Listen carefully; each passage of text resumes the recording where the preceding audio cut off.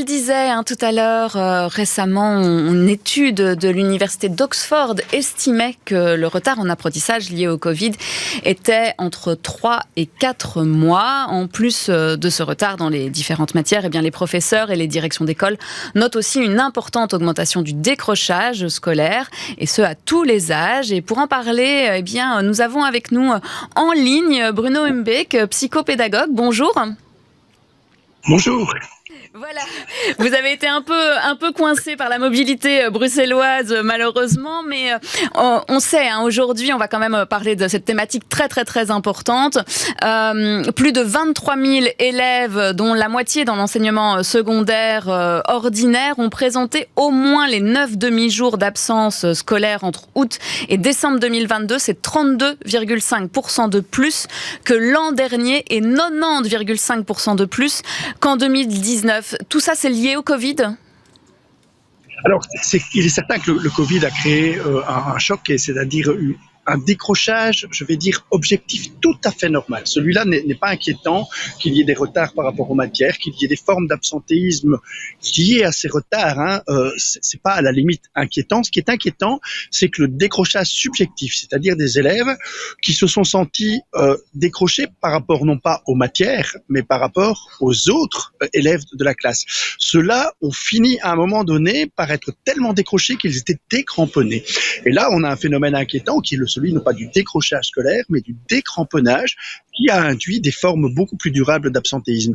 Alors, il y a deux formes d'absentéisme qu'on a pu identifier. L'absentéisme, je vais dire, par déficit de sens lié à l'école. On ne voit plus le sens de la scolarité. Et l'autre forme d'absentéisme, c'est celui des enfants qui, à un moment donné, ne voient plus l'intérêt d'aller dans l'école, d'aller à l'école au sens plein du terme, et qui sont finalement en situation qu'on peut très très vite comprendre. Si vous avez face à vous des gens qui utilisent un langage que vous ne comprenez plus, ils parlent de mathématiques et vous ne comprenez strictement plus rien, vous êtes complètement largué, vous aurez une tendance soit à faire le mort, soit à faire le fou. Faire le mort, c'est-à-dire vous absenter complètement, faire le fou, c'est faire quelque chose d'autre que ce qui est attendu de vous.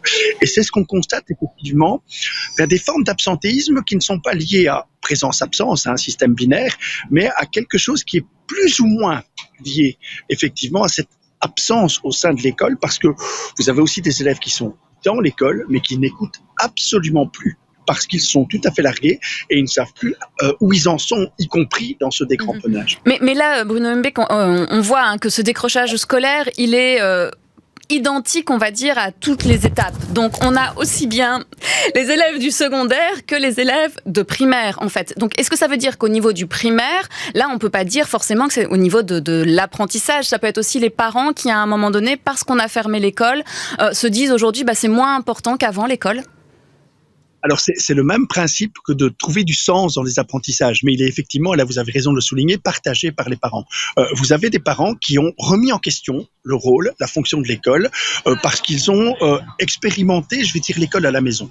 Ça ne veut pas toujours dire que l'enfant est en déficit d'apprentissage, parfois ça se fait très bien, mais parfois aussi c'est beaucoup plus compliqué, beaucoup plus chaotique à mettre en place, parce qu'on a l'impression qu'il y a une forme de défiance vis-à-vis de l'école qui s'est installée, notamment chez les plus jeunes. L'obligation scolaire ne résout pas tout. Il faut absolument que l'enfant, que sa famille trouve le sens à la scolarité pour qu'il investisse cette scolarité. Se contenter d'obliger les enfants à aller à l'école, c'est pas suffisant. Il faut qu'ils trouvent du sens dans cette scolarité. Et là, on constate effectivement que le Covid a produit pas mal de dégâts. Et est-ce que finalement, aujourd'hui, on a toujours droit à ces 9 demi-journées d'absence ? Est-ce qu'il faut les laisser ?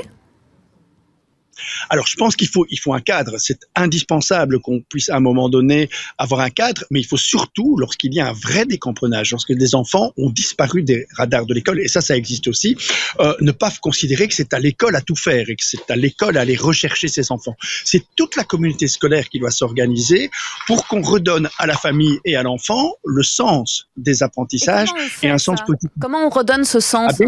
Envie d'aller à l'école. Le problème, c'est que l'école, si vous y allez uniquement par obligation, parce que vous êtes obligé d'y aller, mais que vous ne trouvez plus le sens, vous allez risquer le décramponnage à une période plus ou moins tardive.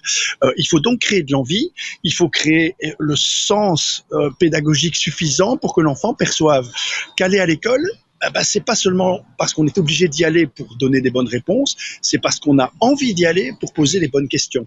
Et c'est pour ça qu'il faut absolument aussi que l'école, par rapport à ces enfants qui sont en situation de rupture par rapport à la scolarité, eh bien qu'on puisse la présenter autrement dans ce qu'elle a à offrir à ces jeunes, que ce soit des enfants, que ce soit des adolescents, pour leur donner non seulement envie de grandir, mais aussi envie d'apprendre pour grandir et de grandir pour apprendre. Et donc c'est aussi un moment où il faut sans doute se poser la question de savoir ce que signifie aller à l'école, y compris avec tous les supports que ça suppose, l'école numérique par exemple, et passer à côté d'une très très belle opportunité de se mettre en place.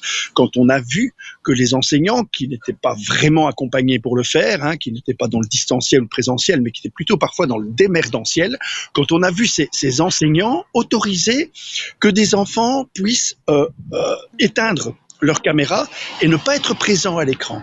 La classe numérique, il fallait que tout le monde y soit, et quand on est en classe, on se coiffe, on s'habille, on se met en situation d'être vu par l'enseignant. D'avoir un certain on est en classe. Du coup. Voilà. Merci beaucoup Bruno Humbeek. On vous recevra une autre fois dans le studio avec plaisir. Merci beaucoup.